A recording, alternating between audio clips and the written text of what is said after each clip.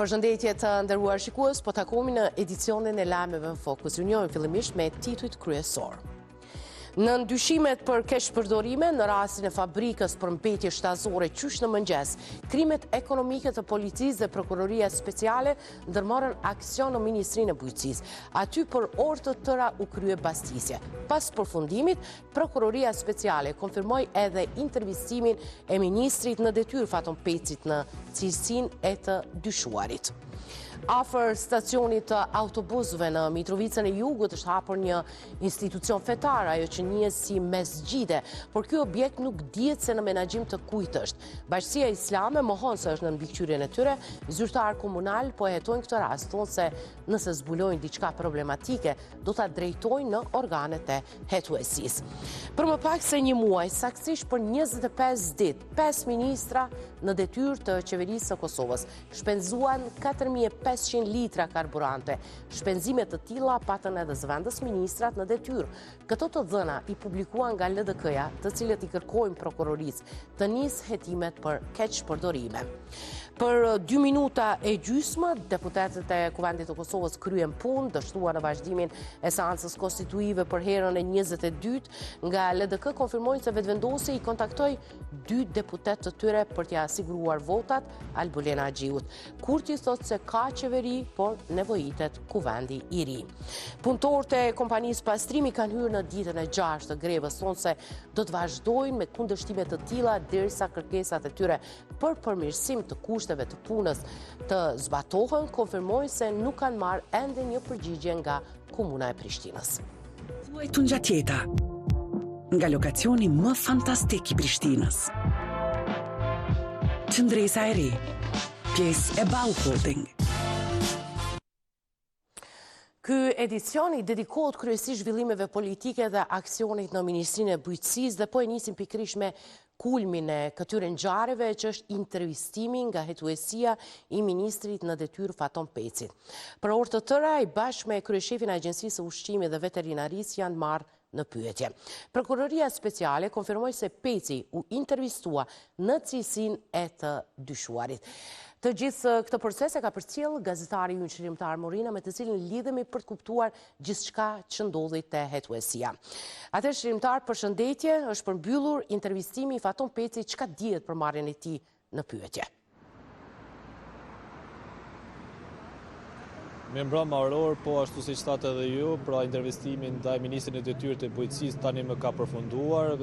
Ministrin e detyrë Faton Peci është intervistuar në cilësinë e të pandehur nga një njësi të veçante timore këtu në drejtorinë e tij brenda Policisë së Kosovës, sa i përket pra rastit të kontratës së dyshuar, për sa i përket fabrikës me mbetje shtazore, ndërsa gjatë gjithë ditës së sotme, pra si shtatë edhe ju, ka pasur aksione dhe bastisje nga organet të rendit në bashkëpunim me organet e drejtësisë në 4 lokacione të ndryshme, përfshirë atë të Agjencisë së Zhvillimit të Veterinarisë, Agjencisë së Zhvillimit për Bujqësi, si dhe në lokacionin e cilës pra është dhënë kompanisë pra fituese të këtij tenderit, i cili është pra milionësh, me një vlerë milionësh, dhe për shkak të kësaj të cilës i është bë sebeb një farë mënyrë që ministri Faton Peci të intervistuohet me orë të tëra. Bashkë me të është intervistuar edhe drejtori ekzekutiv i Agjencisë për Ushqim dhe Veterinari Bekim Hoxha, ky i fundit i emëruar në shtator të vitit të kaluar, por rreth 8 muaj më parë me propozim pikërisht të ministrit Peci, dhe në prezencë të avokatëve të dy këta, pra me prezencë të avokatëve të tyre, janë intervistuar për orë të tëra. Mirë po, nga ndej prej nga hyn nuk edhe dalën, pasi që kjo drejtori ka diku 4 apo 5 hyrje dalje ku mund të shfrytëzohen pra nga ata të cilët e frekuentojnë këtë zyre, këtë departament të Policisë së Kosovës, dhe më pas pra për t'ju ikur, për t'ju shmangër pra gazetarëve të cilët kanë qëndruar këtu me orë të tëra, diku 4 apo edhe deri 6 orë nga ora 1, atëherë kur edhe është publikuar lajmi se është intervistuar ministrin e detyrë Faton Peci, ata pra kanë shfrytëzuar daljet e tjera që të mos kontaktohen apo të mos përballen me pyetjet e gazetarëve, të cilët për njësoj ka vepruar edhe gjatë ditës së sotme, ku pas dështimit të konstituimit të Kuvendit, ai nuk ka dalur ashtu siç dilte zakonisht për të përgjigjur për të biseduar me gazetarët, për mirë po ka shfrytëzuar një dalje tjetër, andej ka shfrytëzuar zakonisht nga presidenti i Kosovës Vjosa Osmani, dhe më pas është larguar me veturë në drejtim të ministrisë dhe më pas edhe është ardhur është paraqitur këtu në këtë objekt prapanesh ku edhe po paraqitemi për momentin. Këto janë të gjitha zhvillimet të cilat mund t'i përmendim ndoshta për momentin për t'i lënë edhe hapësirë dhe kronikave të cilat i kanë realizuar kolegët tonë. Qërimtar, falenderoj për këto informacione, ishim drejt për drejt me gazetarin ton, Qërimtar Morina. Për të njëjtat dyshime që lidhen me dhënien e kundërligjshme me qira të fabrikës për mbetje shtazore, hetues të njësisë së krimeve ekonomike të Policisë së Kosovës, nën urdhrin e prokurorisë speciale, bastisën zyrat e institucionit që e udhëheq Faton Peci, Ministrisë së Bujqësisë, kur bastisa përfundoi për mediat u deklarua prokurori i rastit Admir Shala. Të caktuara i patën 4 lokacione, por puni u doli më shumë tek njëri. Krimet ekonomike në kuadër të Policisë së Kosovës zbarkuan tek Ministria e Bujqësisë paraditën e së martës. Dhënia në shfrytëzim e fabrikës për mbetje shtazore për një operator privat në Drenas është arsyeja e bastisjes. Në këtë proces, sipas prokurorisë speciale, ka dyshime se u bën shkelje. Me urdhër të prokurorisë speciale, policia po zhvillon mbastisje në 4 lokacione për dyshimet për fabrikën e mbetjeve shtazore. Njëra nga këto lokacione është edhe Ministria e Bujqësisë. Disa minuta pasi e konfirmuan rastin, ardhën te Ministria dhe vetë prokurori special Admir Shala, e zëdhënësi Arbnora Luta. Berandas qëndruan shumë e jashtë para mediave, prokurori dha pak detaje. Prokuroria speciale ka filluar një hetim lidhur me dhënien në shfrytëzim të fabrikës për përpunimin e nënprodukteve shtazore. Hetimi është duke u zhvilluar lidhur me dyshimet për dhënien me qira të kësaj fabrike. Jemi në fazën e hetimit, jemi duke i zhvilluar bastiset dhe kontrollet në bazë të urdhrit të gjyqtarit të procedurës paraprake të gjykatës themelore në Prishtinë, me kërkesë të prokurorisë speciale. Shala i bëri të ditura 3 lokacione tjera ku kryen bastisjet. Janë duke u bastisur Ministria e Bujqësisë, Agjencia për Zhvillim Bujqësor, Agjencia e Ushqimit dhe Veterinarisë dhe lokacioni i kompanisë përfituese e kontratës. Por brenda zyrave të ministrisë hetuesit kishin ende punë. Pas 45 minutave doli edhe ekipi i parë i zyrtarëve policor. Të njëjtit në duar po mbanin dokumente e disa çanta që kishin sekuestruar. Pa kohë kaloi nga objekti dolën edhe të tjerët, edhe këta me pa kohë në duar. Krejt këtë aksion e mirëpritën nga Ministria e Bujqësisë, të cilët përmes një reagimi thanë se janë të hapur për bashkëpunim me organet e drejtësisë. Këto zhvillime i ka komentuar zëvendës kryeministra dhe ministra e punëve të jashtme dhe diasporës Donika Gërvalla, i cila ka reaguar me tone të ashpra pas aksionit të sotëm të prokurorisë speciale që përfshiu ministrin e Bujqësisë Faton Peci. Përmes një postimi në Facebook, Gërvalla e cilsoi ndërhyrjen si një inskenim të gërditshëm të udhëhequr nga prokurori Bleri Misufaj. Ajo mbrojti fuqishëm ministrin Peci, të cilin e quajti ministrin më shembullor të këtij mandati. Sipas saj, veprimi i prokurorisë nuk është asgjë më shumë se një hakmarrje shëmtuar ndaj angazhimit të ministrit Peci në luftën kundër korrupsionit.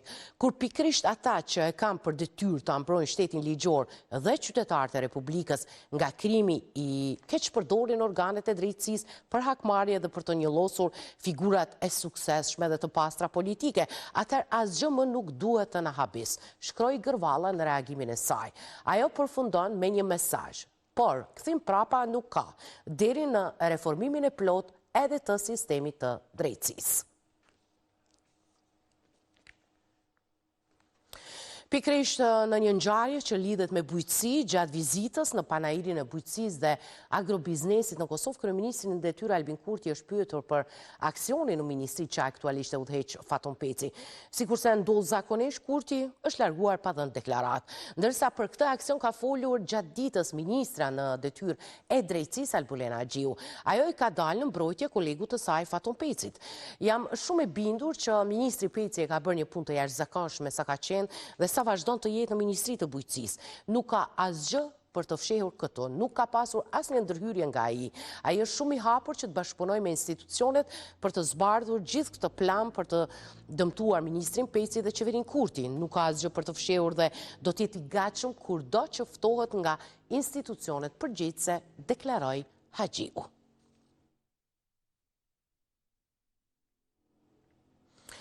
5 kolegët e Haxhiut në qeveri, 5 ministrat, përfshirë Faton Pecin, shpenzuan hiç më pak se 4.500 litra karburante për vetëm 25 ditë. Këto të dhëna i publikohen nga Lidhja Demokratike e Kosovës, të cilët kërkuan që prokuroria të nisë hetimet mbi dyshimet për keqpërdorime. Vizitat në porferma i pati të shpeshta. Por krahas këtyre angazhimeve për vetëm 25 ditë pune, ministri në detyrë i bujqësisë Faton Peci ka realizuar shpenzime të konsiderueshme për karburant. As ministrja në detyrë e ekonomisë Artane Rizvanolli nuk ka mbetur pas. Brenda të njëjtës periudhe ajo bashkë me 2 zëvendës ministrat e saj shpenzoi 784 euro e 43 cent për naftë. 908 euro 50 cent për karburant i shpenzoi ministri në detyrë por komunitetet dhe kthim Nenad Rashid bashkë me 9 anëtar të kabinetit. 894 litra naftë i shpenzoi edhe Rozeta Hajdari nga Ministria e Industrisë. Gati njësoj shpenzoi edhe deputeti turk Fikrim Damka. E totali 5 deputetëve të Kurtit arrin 4.500 litra naftë e 87.000 kilometra për 25 ditë. Krejt këto i bëri të ditur antari Lidhjes Demokratike të Kosovës Egzam Pacolli. Realisht kërkesën për çastin e dokumenteve zyrtare kur e kam bë pas datës 27 mars. Çka nënkupton që këta janë certifikuar si deputet. Edhe momenti janë duke mbajtur 2 poste. Andaj kjo lajmi që këta janë duke mbajtur deputet dhe ministër kanë bërë shpenzime enorme. 4.500 litra naftë kanë bërë veç 5 deputet që janë edhe ministra, gjë që ka dhe ministra tjerë që sigurisht i kanë bërë njëjtën shpenzim. Pacolli bëri thirrje prokurorisë të marrë hapa në lidhje me këtë keqpërdorim. Ftoj prokurorinë që sa më shpejt që të japin një verdikt për kallëzimin penal edhe që kena bërë në asilje DK. Që këta e kanë shkel ligjin edhe duhet me dhënë drejtje nga si ministra, edhe tani mos u shfrytëzojnë ato resurse. Të shtatë ka kërkuar një sqarim edhe nga aktorët të përmendur, por të njëjtit gjatë së martës kthyen përgjigje. Paga dhe privilegje kanë edhe deputetët e zgjedhur, përfshirë disa nga ministrat në detyrë. Por pavarësisht kësaj, ata për herën e 22 nuk kanë arritur që të konstituojnë Kuvendin e Kosovës. Prapë, siç ka ndodhur 21 herë të kaluara, nuk pati dakordim që të kalohet as në votim të fshehtë, as që të votohet kryeparlamentari. Arsyetuar. Sot jam pak vonë. Kryeministrit në detyrë ju deshen edhe 12 minuta nga ky moment që të futet në sallën e Kuvendit të Kosovës. Aty vetë se kishte mbërritur kolegu i tij në LVV Agim Bahtiri që para fillimit të seancës po bisedonte diçka me kryetarin e LDK-s.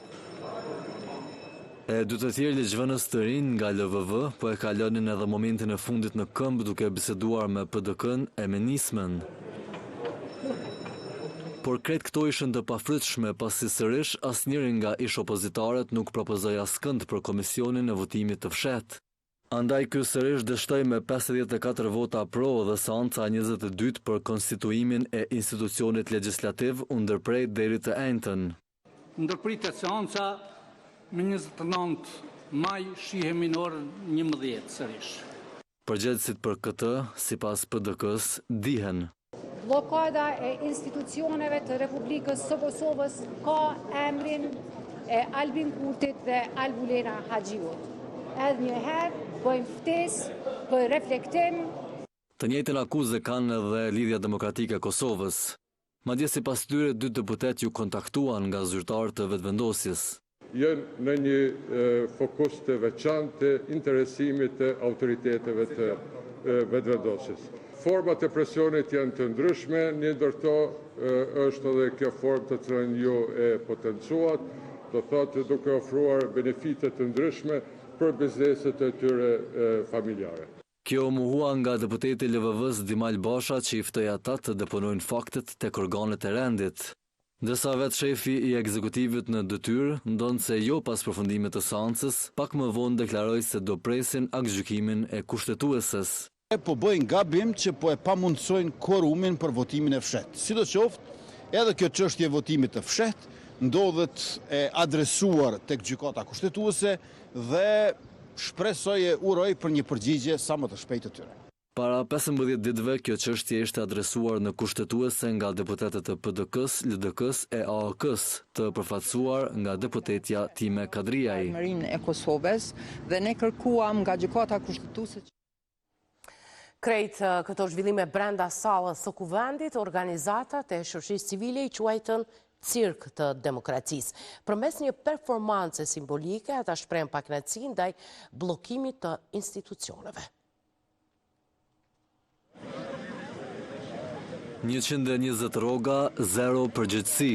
Këso mesazhe drejtuar deputetëve të Kosovës kishte në secilën prej 120 karrigeve që u vendosën të martën para kuvendit që këta e quajnë cirk të demokracisë. Ato ishin pjesë e një aksioni simbolik nga organizatat e shoqërisë civile që zgjodhen këtë mënyrë për të protestuar ndaj ngërçit institucional. Kjo ju ra në sy edhe disa prej ligjvënësve që po shikonin kritikat që po ju bëheshin atyre para vendit të punës. Ndërkohë para dyreve të oborrit të kuvendit ishin edhe policia e Kosovës që po kërkonte ta shihte lejen për protestë. Kur ishin pak para fillimit të seancës konstituive, u ndezën edhe alarmet e vendosura para karrigeve të para, që simbolizonin kohën e humbur nga deputetët. Është një krizë mirëfillt e përfaqësimit demokratik dhe mungesës së kulturës që shpihen drejt marrëveshjeve politike. Duke i vendosur sot këto karrige të zbrasta dhe këto ora, kemi dashur që ta përçojmë një mesazh të qartë për deputetët e kuvendit, të cilëve po u theksojmë që nëse nuk e mbushin këtë hapësirë me përgjegjësi dhe përkushtim për përmirësimin e jetës së qytetarëve, atëherë kuvendi do të mbetet një skenë zbrazët. Kërkesa është e qartë, dialog dhe kompromis. Që bëjmë thirrje të gjitha partive parlamentare që të kenë një dialog, një kompromis me një agjendë të vetme, e cila është interesi publik dhe interesi i qytetarëve që të kemi një kuvend funksional.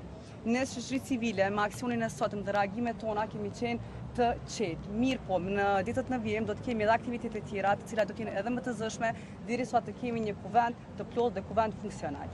Pas përfundimit të aksionit, këtyre ju mohua ta monitorojnë seancën me arsyetimin se duhej një kërkesë e re me shkrim. Sipas organizatorëve, ky vendim reflekton qëndrimin e kryesuesit Avni Dehari.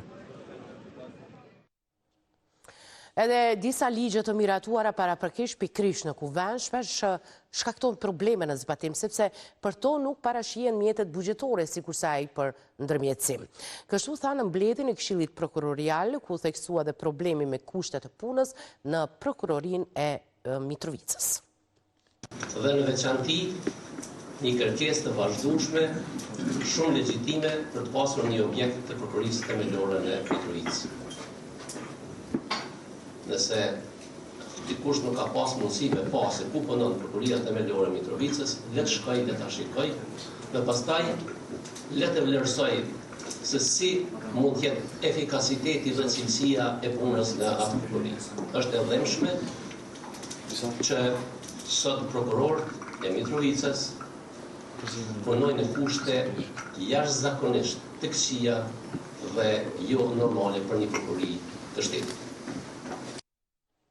Mbesim në Mitrovicë të Jugut, atje afër stacionit të autobusëve po funksionon një institucion fetar, por i cili dyshohet të jetë i kundërligjshëm pasi nuk mbikëqyret nga Bashkia Islame e Kosovës.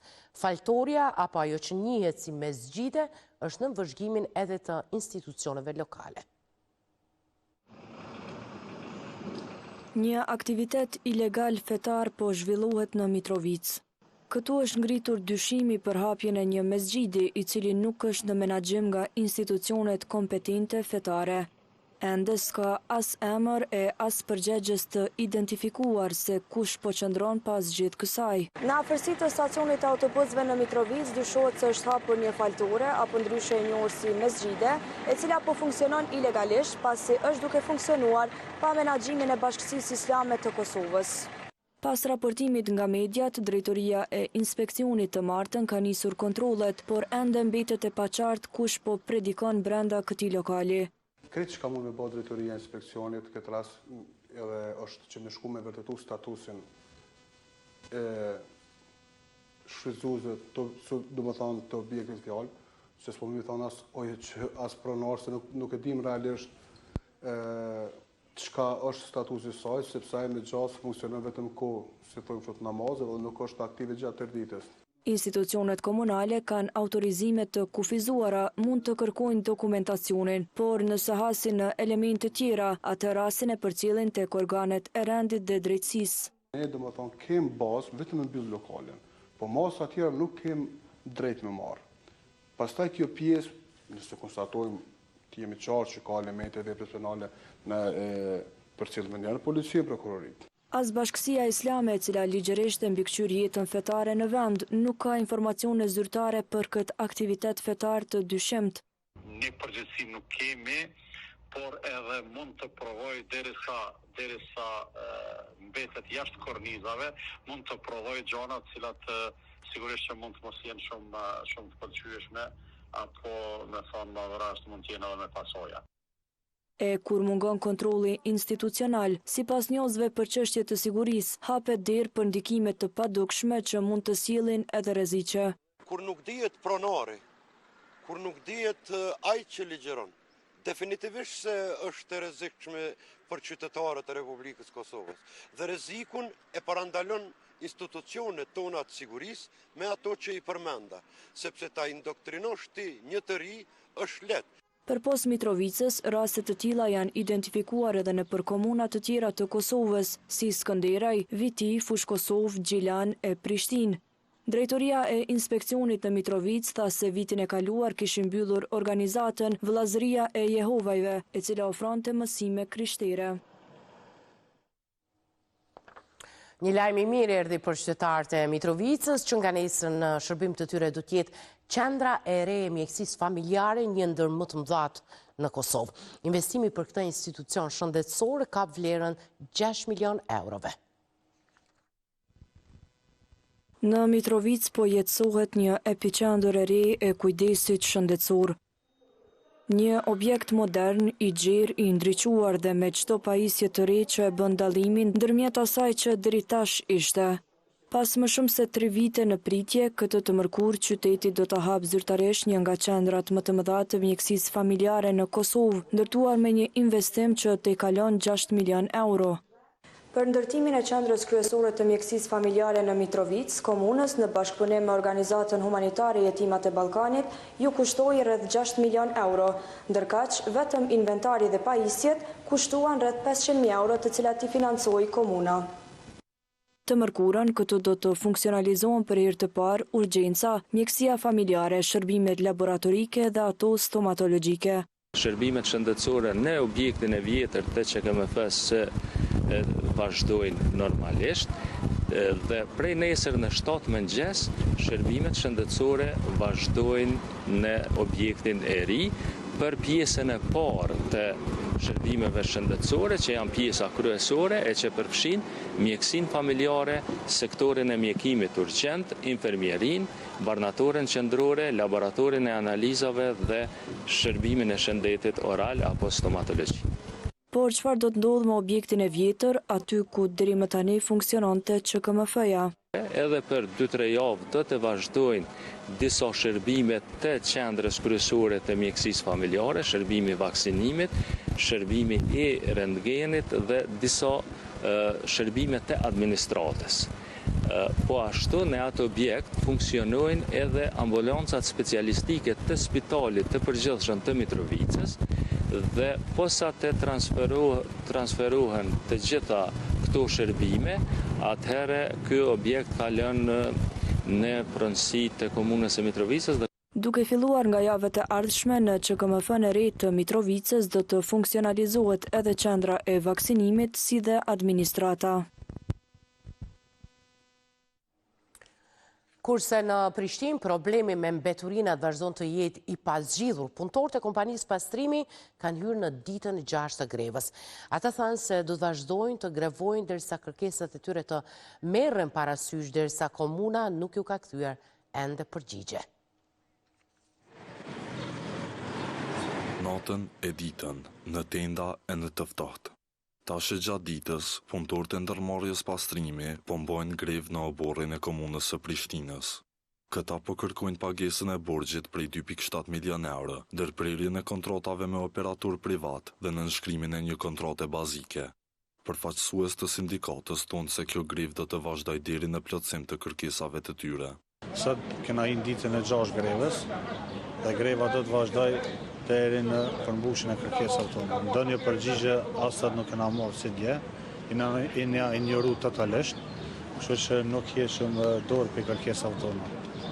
Sipas punëtorëve, gjendja në të cilën ndodhen tregon mungesë vlerësimi për përpjekjet e tyre. Jena me kërkoheq. Ne jemi më punu në orë. Jemi orë me ne këtë përshamë i në pëshelë të anë umë, të kemë kam bëshkue, në punë po lypën veç. Jemi do më punu private e në menajt.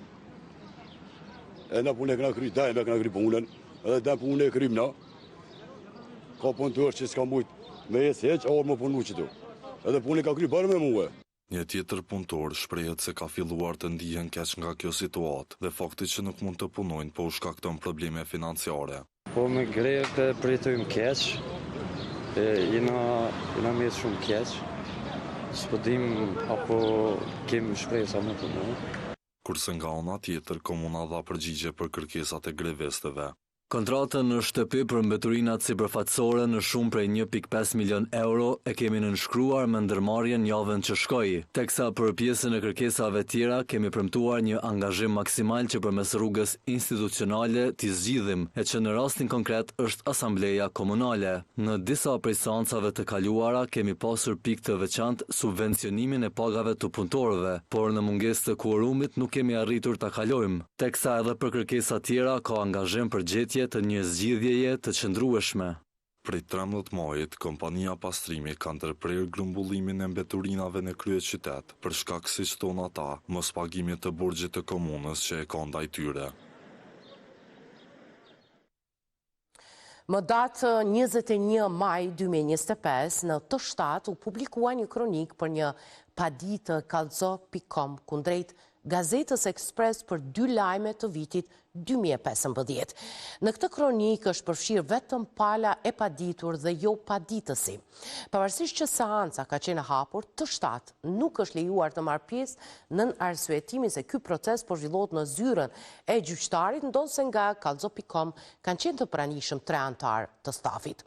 Të shtatë ka pasur dhe ka në dispozicion hapësirën për përfshirjen e palës tjetër, i cila megjithatë nuk mund të diktoj politikat redaktoriale të televizionit.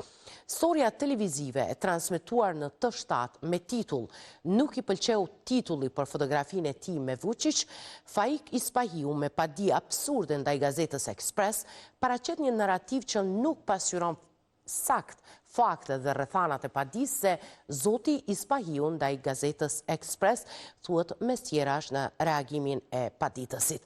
Të shtatë mbetet i hapur për përfshirjen e 2 palëve siç bën zakonisht në çdo kronik tjetër të lajmeve, andaj siguron mbrojtësën ligjore të Faik Ispahiut se në seancën e radhës do të përfshihet edhe pala paditëse.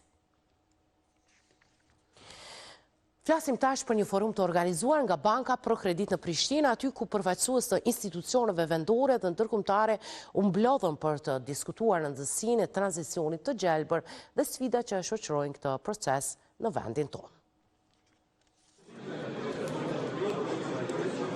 U mbajt edicioni i dytë i forumit për investime të qëndrueshme i bashkëorganizuar nga Këshilli i Investitorëve Evropian dhe Bankës Prokredit. Forumi mblodhi mbi 200 pjesëmarrës nga institucione publike dhe ndërkombëtare, organizata zhvillimore, biznese dhe ekspertë të sektorit për të diskutuar rëndësinë e tranzicionit të gjelbër.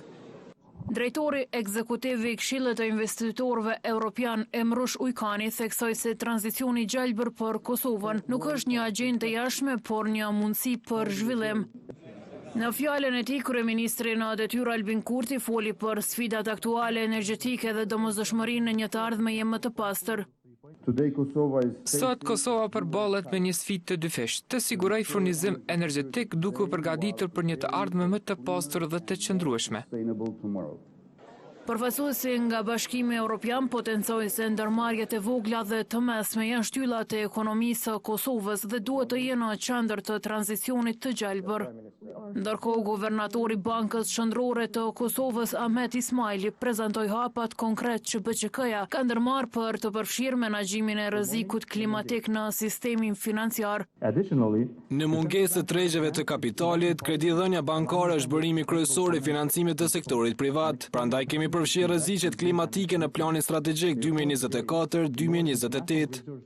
Në panelin e dytë, Visar Paqarada, kryeshef ekzekutiv i Bankës Procredit, theksoi se roli bankave në tranzicionin e gjelbër do të bëhet gjithnjë më i rëndësishëm.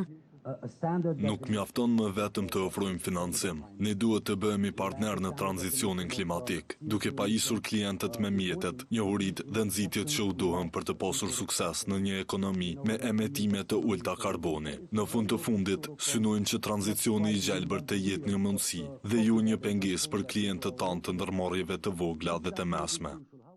Gjithashtu në kuadër të forumit, Banka Procredit prezantoi projektin e saj më të ri, kalkulator CO2, i cili mundson klientëve të biznesit të masin dhe raportojnë emetimet si dhe të krahasojnë performancën e tyre mjedisore me mesatarën vendore. Ky kalkulator do të jetë i qasshëm online dhe do të ofrohet falas për të gjitha bizneset.